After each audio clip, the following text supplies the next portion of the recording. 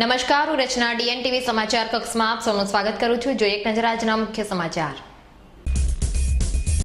આગામી વિધાનસભાની ચૂંટણીને અનુલક્ષીને વડોદરામાં પ્રચાર અર્થે કોંગ્રેસી દિગ્ગજ નેતાઓનો ખડકલો. નરેન્દ્ર મોદી પર ચાપખા મારી આક્ષેપોનો વરસાદ કરતા કોંગી અગ્રણીઓ. શહેરમાં બે અલગ અલગ સ્થળેથી જ્વેલર્સની દુકાનમાંથી 33 લાખની ચોરી કરવામાં તસ્કરોને સફળતા. કુંભકર્ણની નિંદ્રામાં ઊંઘતું પોલીસ તંત્ર સફાળું જાગી દોડતું થયું. તો વારંવાર જ્વેલર્સની દુકાનને નિશાન બનાવતી તસ્કર ટોળકીના આતંકથી જ્વેલર્સ લોબીમાં ફફડાટ. વડોદરા મહાનગર સેવા સદન કમાટીબાગનો વિકાસ વૃક્ષોના વિનાશ સાથે ન કરવાની હાકલ સાથે સિનિયર સિટીઝન દ્વારા દેખાવ. વિધાનસભાની ચૂંટણી પૂર્વે શહેર પોલીસે અલગ અલગ સ્થળોએથી તમંચા અને કારતૂસ સાથે 3 આરોપીની કરી અટકાયત. હવે જોઈએ સમાચાર વિગતવાર. ડિસેમ્બર મહિનામાં યોજાનારી વિધાનસભાની ચૂંટણીમાં કોંગ્રેસ પક્ષ જંગી મતદાન સાથે વિજયી બને તે હેતુસર શહેરના સમા વિસ્તાર સ્થિત અયપ્પા ગ્રાઉન્ડ ખાતે વિજય સભાનું આયોજન કરવામાં આવ્યું હતું. વિધાનસભાની ચૂંટણી જેમ જેમ નજીક આવતી જાય છે તેમ તેમ તમામ પક્ષો સક્રિય થઈને મતદાતાઓને આકર્ષવામાં લાગી ગયા છે. નામી રાજકીય નેતાઓનો ખડકલો વડોદરા શહેરમાં થઈ રહ્યો છે.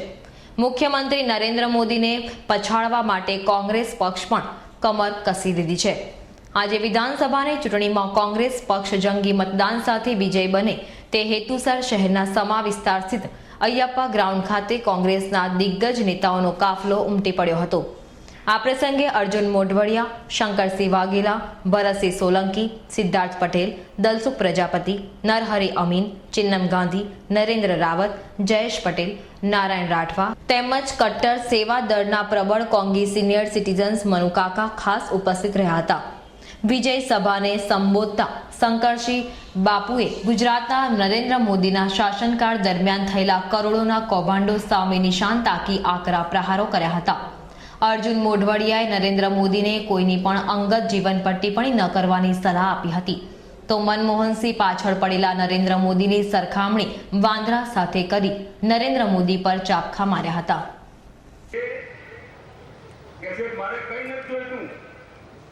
પણ કેશુભાઈ કહે છે કે લપોટસન સરકાર છે, આ જૂઠી સરકાર છે, બદમાશ સરકાર છે, થકલા સરકાર છે, જે ઓળખે છે, જે જાણે છે, નથી જોઈતું એમને.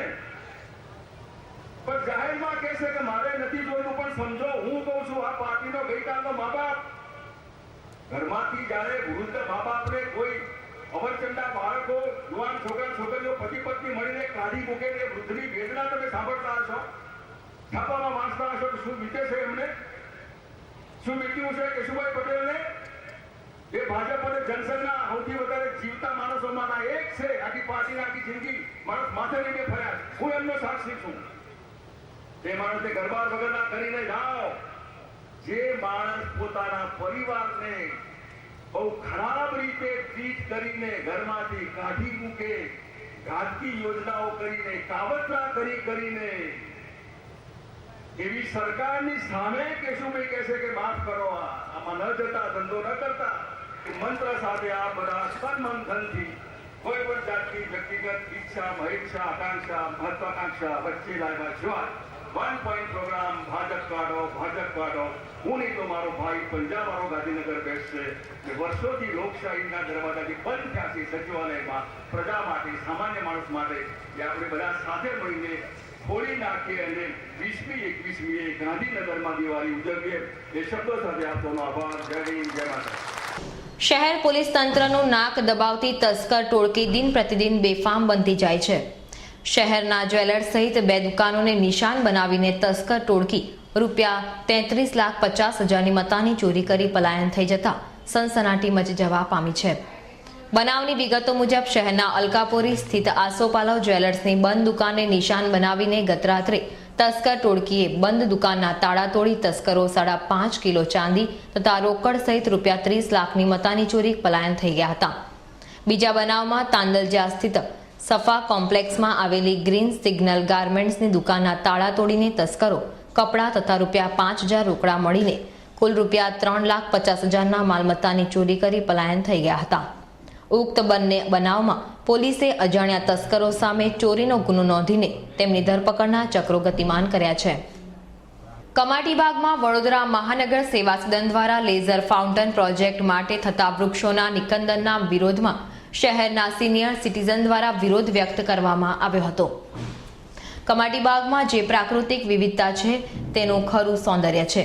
હજારો ફીટમાં લેઝર ફાઉન્ટેન બનાવવાના કારણે તેની આ સુંદરતા પણ ચોક્કસપણે અસર થશે.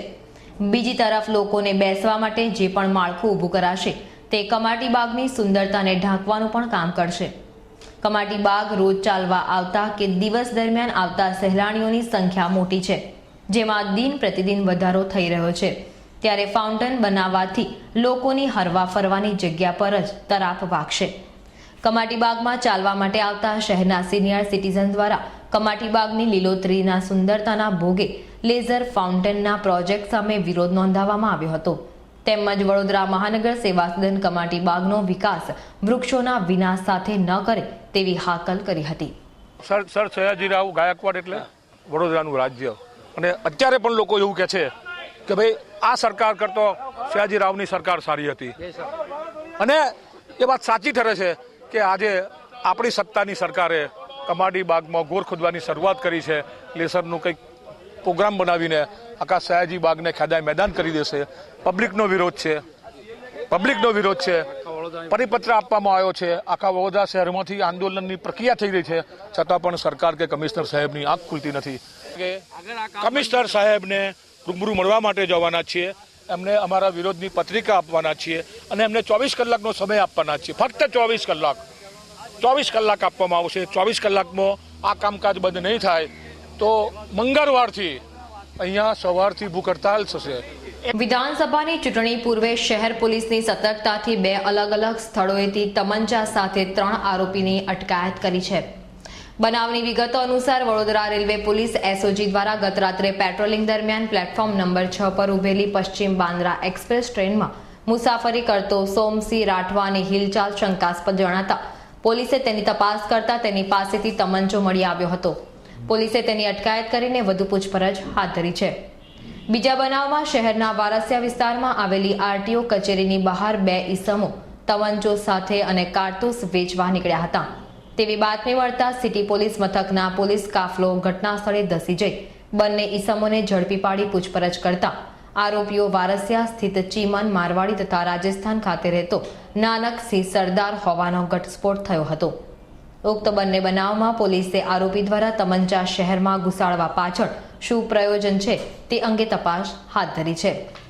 રાજ્ય સરકારની મિશન મંગલમ યોજનાથી ગુજરાતની મહિલાઓને પગભર થવાની અને આત્મવિશ્વાસથી જીવનમાં આગળ વધવાની તક સાંપડી છે. મિશન મંગલમ યોજના દ્વારા 14,80,000થી વધુ રોજગારીની તકો ઊભી થઈ છે. સ્ત્રી શક્તિને સંપૂર્ણપણે ખીલવવાના હેતુસર રાજ્ય સરકાર દ્વારા મિશન મંગલમ યોજના અમલમાં મૂકવામાં આવી છે.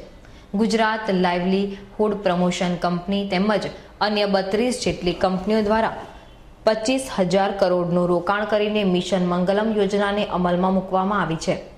ઘરની નારી જો પગભર હોય અને પોતાની રીતે આવક મેળવતી હોય તો આર્થિક પછાત પરિવારનું ભરણ પોષણ આસાન બની જાય છે, તેમજ તેમના બાળકોનું ભવિષ્યનું ધોરણ ઊંચું આવે છે. મિશન મંગલમ યોજનાથી ગુજરાતની ખાસ કરીને ગામડાની મહિલાઓ આર્થિક રીતે પગભર બની રહી છે.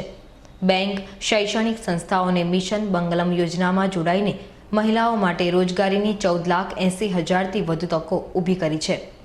આ યોજનામાં રાજ્યભરના પથરાયેલા સખી મંડળો સીધી રીતે સંકળાયેલા છે. રાજ્યભરમાં ચાલી રહેલા 2 લાખથી વધુ સખી મંડળોમાં 28 લાખથી વધુ મહિલાઓ સભ્ય તરીકે જોડાઈ ચૂકી છે. મિશન મંગલમ યોજના દ્વારા બહેનોને પગભર કરવા વિવિધ કળા શીખવાડવામાં આવે છે, જેમાં હેર કટિંગ, બ્યુટી પાર્લર, ભરત ગૂંથણ, સિલાઈ કામ વગેરે જેવી અનેક કામગીરીનો સમાવેશ કરવામાં આવ્યો છે.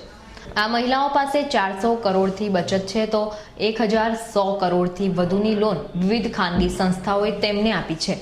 આ સંસ્થામાં થોડો સમય આપીને પણ મહિલાઓ સારી આવક મેળવી રહી છે. શહેરના સમા વિસ્તાર ખાતે આજે બીજેપી મહિલા મોરચા દ્વારા વિસ્તરણ યોજનાના કાર્યક્રમનું આયોજન કરવામાં આવ્યું હતું.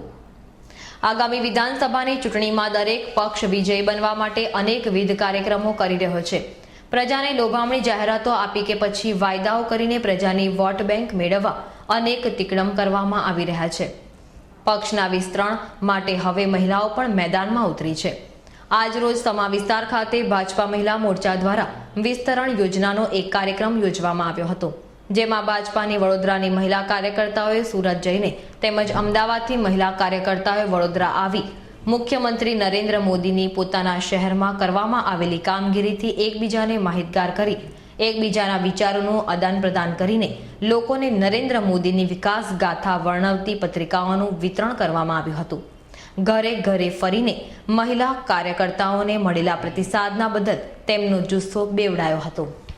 કોંગ્રેસ NSUI દ્વારા MS યુનિવર્સિટીના સેનેટ મેમ્બર જીગર ઇનામદાર દ્વારા આચાર સંહિતા ભંગ બદલ VCને આવેદનપત્ર આપવામાં આવ્યું હતું. આગામી જાન્યુઆરી 2013 દરમિયાન MS યુનિવર્સિટી દ્વારા MSU પરિવાર નામના કાર્યક્રમનું આયોજન કરવામાં આવેલ છે, જેને પૂર્વ વિદ્યાર્થીઓનું સંમેલન રીયુનિયનના નામથી પ્રચાર કરવામાં આવી રહ્યો છે. આ કાર્યક્રમમાં ભૂતકાળમાં રાજકીય પ્રવૃત્તિમાં સક્રિય એવા સરકાર નિયુક્ત સિન્ડિકેટ સભ્ય જીગર ઇનામદારની કન્વીનર પદે નિયુક્તિ કરવામાં આવી છે. આ રીયુનિયન કાર્યક્રમની આડમાં સરકાર નિયુક્ત સેનેટ તેમજ સિન્ડિકેટ સભ્યો દ્વારા મહારાજા સયાજીરાવ યુનિવર્સિટી જેવી શૈક્ષણિક સંસ્થાનો રાજકીય હેતુસર ઉપયોગ કરવા દેવામાં ન આવે, MS યુનિવર્સિટી પરિવાર કાર્યક્રમમાં આચાર સંહિતાનો ખૂબ ચોકસાઈપૂર્વક અમલ થાય તે હેતુસર NSUI દ્વારા VCને આવેદનપત્ર આપીને રજૂઆત કરવામાં આવી હતી. આ હતા ત્યાર સુધીના સમાચાર. તાજા સમાચાર માટે આવતીકાલે આ સમયે ફરી મુલાકાત થશે. ત્યાં સુધી DN TVની સમગ્ર ટીમને રજા આપશો. નમસ્કાર.